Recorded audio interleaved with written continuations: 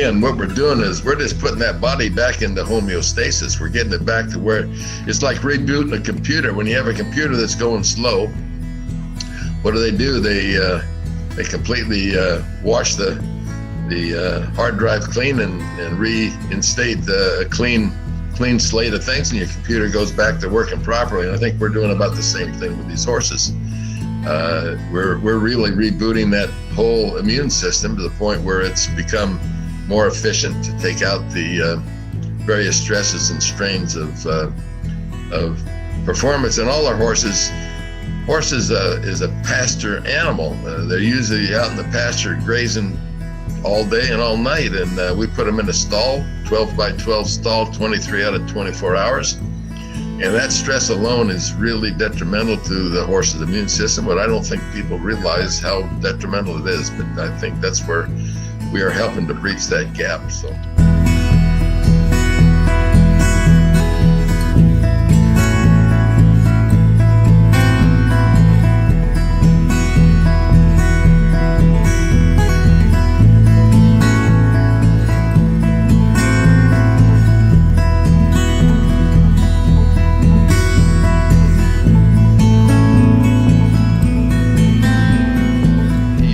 Is what we call it. It's exercise-induced pulmonary hemorrhage. They bleed from the lungs just due to the excess blood pressure in the lungs. More than that, I have long thought that because of the stress of our animals in the stalls 23 out of 24 hours, with all the molds and ammonia from the urine and just being cooped up in those stalls with lack of air, they suffer from low-grade infections, which the body can take care of, keep them in a closet, so to speak. But when they're stressed from a race, and a race is a stress on an animal, they break down and cause these other untoward effects.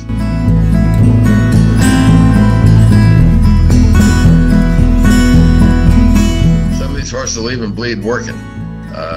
And we've had especially young horses, 2-year-olds, that have we call it lymphoid hyperplasia of the pharynx. They get these little blisters in their pharynx, which is an allergic type reaction, much like an asthma attack, because they're in these stalls. They're not, the air is fresh air is inhibited, and they get these little blisters which cause mucus, and here again, it kind of plugs up the airway, and as Pam said, without any lungs, you don't have much of a racehorse. So what we're doing, those kind of horses we treat very effectively as well. We reduce that inflammatory response, that sensitivity they're receiving from various allergens, and reducing the mucus so they can breathe more clearly, and thereby they perform better.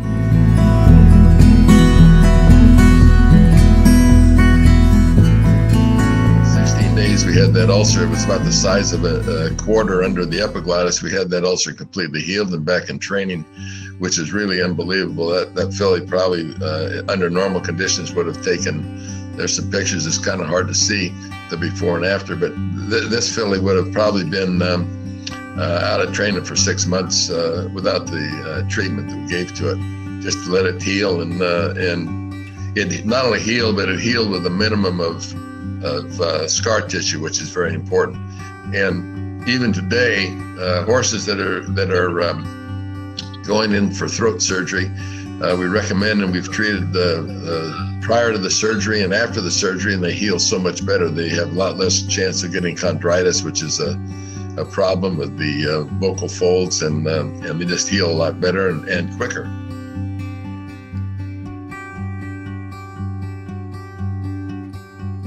What she had done was she picked up the foal from the field, threw it in the back of her truck, and brought it to her house.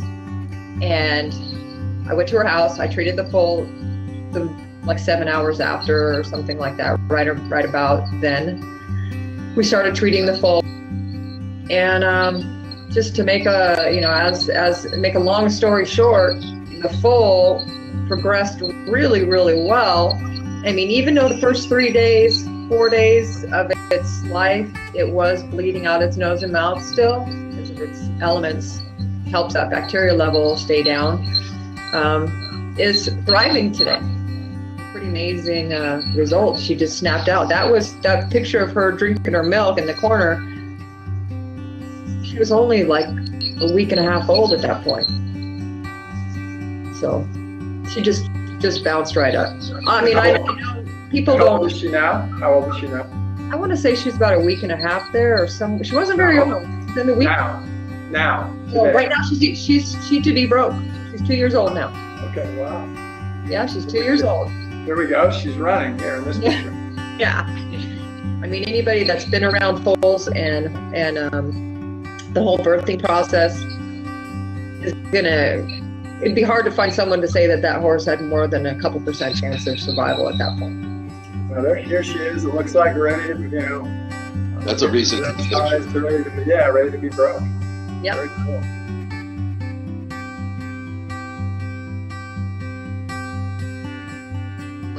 My whole approach to this is a ounce of prevention is worth a pound of cure, and because we're stimulating this immune system throughout the body, and dogs, cats, whatever, dogs and horses are very amenable to virus diseases, and that's one of the big bugaboos, and especially if you're traveling from place to place, you're going to have a problem with viruses and or bacteria as they go into virgin areas that they're not used to. So that's one, and we'll get into that a little later, but that's one reason we do it routinely is because these horses do travel as well, and we're able to help fortify them against those disease processes. And when you have a EHV, it's a herpes virus breakout on the racetrack with influenza.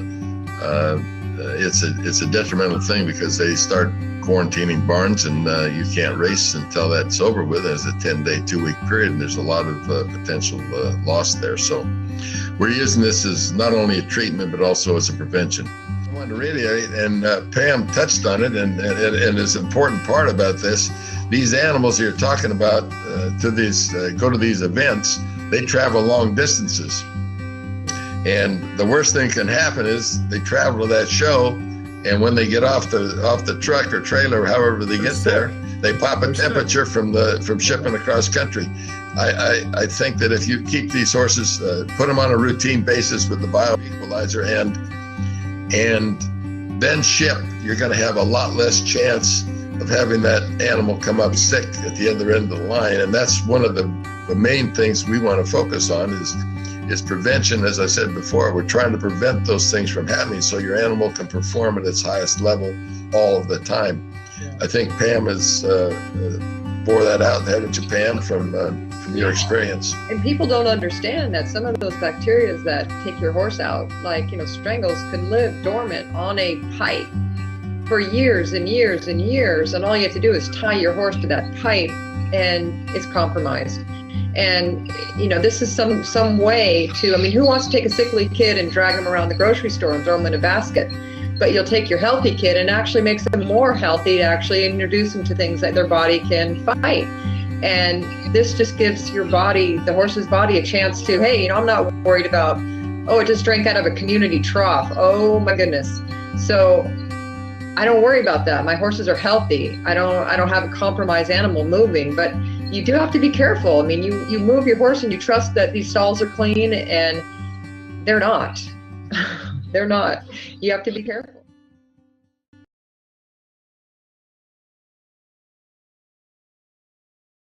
I actually started a horse at Santa Anita. I'm not going to say who, but, and then you treated her at Del Mar. So I had a couple treatments with her. I watched her get, put some weight on, look a little bit better. She went to Del Mar with you. You treated her for about a month, and then I went down there. You had her on my list, and I almost did not recognize her. I recognized her, but it was a huge change in a matter of a month and about a half, almost 2 months. Yeah, they get what we call a mask around their eyes, which is, to me, it's a very instructive symptom of health.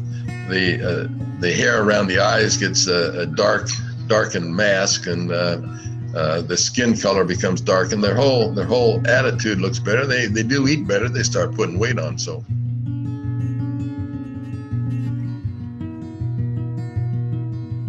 you got to realize that horses, especially claiming horses, usually have problems, arthritic problems, just like we all do when we get a little older. They have problems from traumatic stress on the track and even some of these upper respiratory hyperplasias. Veterinarians will use a lot of prednisone or steroids on them to quell the symptoms. And the first course of corticosteroid therapy will compromise the immune system. So some of these horses, if they're bad bleeders or on extended steroids, their hair will turn backwards. They'll be dull hair coats, and they just look unthrifty. And I think Pam can attest to this. After they've been on the bio for a couple of weeks, they start looking like slick seals. The hair gets slick. They get those big dapples, which is a sign of health, and they're just happier, and they're eating better, and they just turn them around.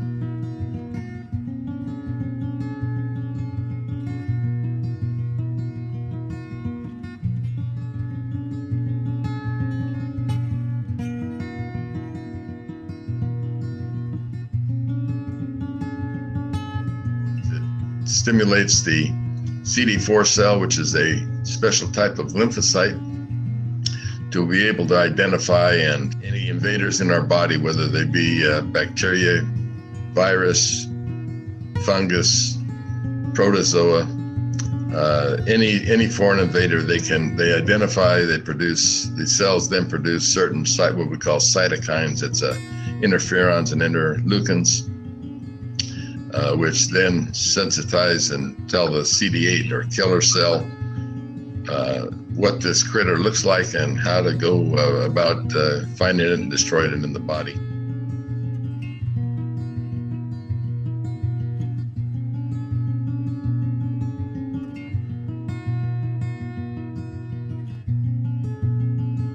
And actually just hearing that my horses won and knowing that they started compromised, and we didn't mask symptoms to bring them up to a level. We didn't slip them a masking drug that made them run faster. You made them healthier and happier. They start eating better. They're happy to do their job. They love life. Horses love to go out there and run unless they're compromised.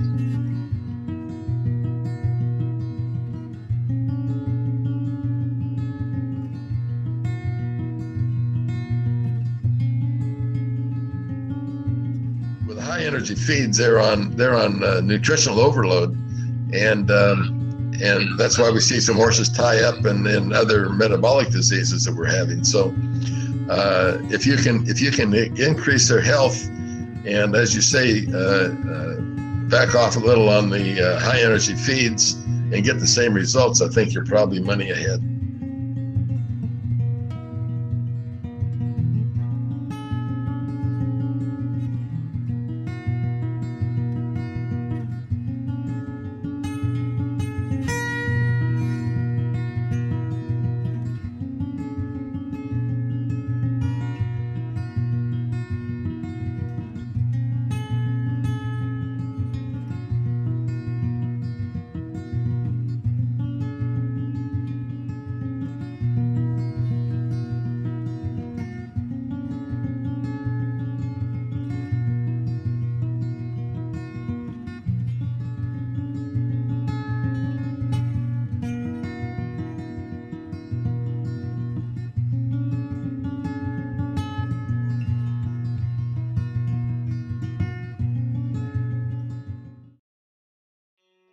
We started out with on this project with treating just bleeders and horses with mucus.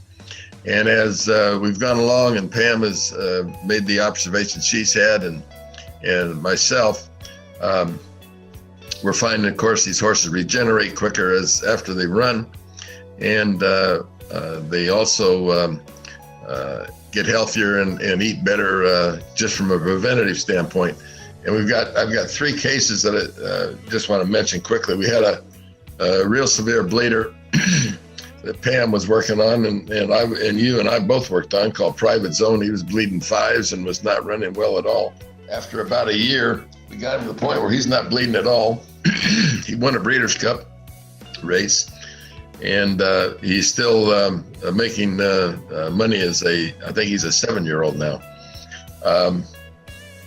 Then we had a horse called Golden Sense, who was in the Triple Crown as a 3-year-old. He came back from the Preakness, dead tired. I mean, his nose was touching the ground. He was dead tired off his feed. We started him on the bioequalizer, and within 3 weeks, he's back into the bit and training forwardly. And we kept training him. He went on to win. He's the only horse that's won 2 Breeders' Cup dirt mile races in successive years. He's now in the stud and earned well over $1 million, a couple $1 million. And then thirdly, which we're treating now, Pam treats him 3 days a week now. We got the 2-year-old horse of the year, and he won the Breeders' Cup Juvenile this last year.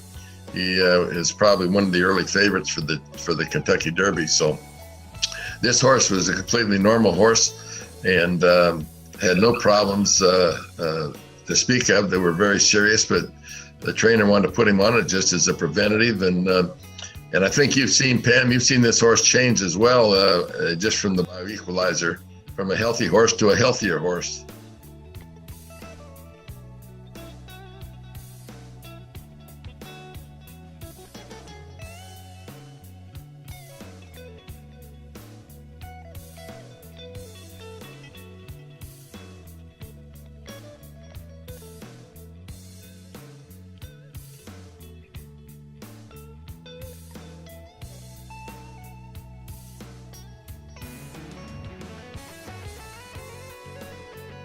Hi, this is Dr. Warren and my therapist, respiratory therapist, Pam Gomez. We're going to demonstrate the use of the FlexiNib nebulizer along with our unique immune stimulant called bioequalizer. So your bioequalizer will come in a packet with both the silver, which is just a clear liquid, and the powder, which is actually the bioequalizer. So all you need to do is put the total contents of the silver into the bioequalizer. Dispose of that. Shake it up really good. And then here's your nebulizer. Put it in the vaporizer. Make sure the lid's on. And you're pretty much ready to go. So there's just an on-off right here, so you just turn it on. It starts vaporizing. I usually put a snack in the bottom, and it will come with a strap that will go over their head, but because these are race horses that are pretty much in top form, we're not going to risk having an injury. So I want to make sure that I can act quickly if they have a problem, but I haven't seen a problem yet, just to be on the safe side. It doesn't have much of a smell or taste, so there isn't really a fight to get it done. Whereas sometimes when you nebulize different chemicals, sometimes you'll get a little bit of resistance, but with this there's very little or none. Well, usually when we get horses put on the list, it's usually because of an illness, or maybe they're bleeding or doing something that's actually running their body down. So I've seen huge improvements in just a week, three administrations of this product. So.